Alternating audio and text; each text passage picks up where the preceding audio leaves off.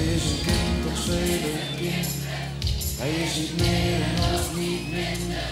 Maar als je praat, dan zegt hij bijna nooit iets.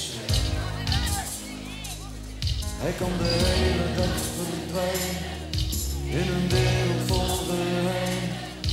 Hij is nonchalant en altijd op de vlucht. Hij heeft alleen maar één gedachte. Hier zit Bob Samenberg. En jij bent een manager geweest.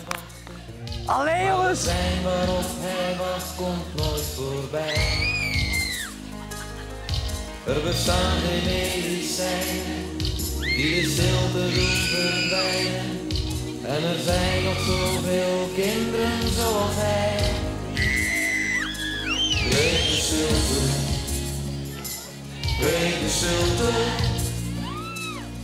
Slot die muren om ze heen, woord voor woord en steen voor steen. Breek de stilte, breek de stilte.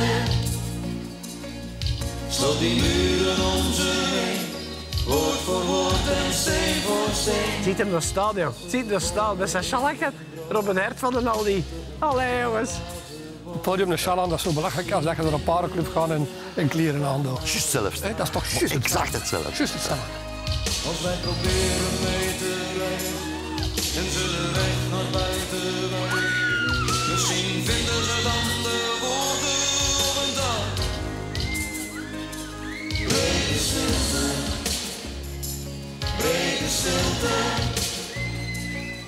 Slot die muren om ze heen, woord voor woord en steen voor steen. Breek de stilte, breek de stilte. Slot die muren om ze heen, woord voor woord en steen voor steen. We zijn in oorlog met de wereld, ze bouwen muren om zich heen. Maak niet op, geef niet op, laat ze nooit alleen. Was dat ook niet voor een goed doel, denk ik? Ja, hè? Autisme of zoiets.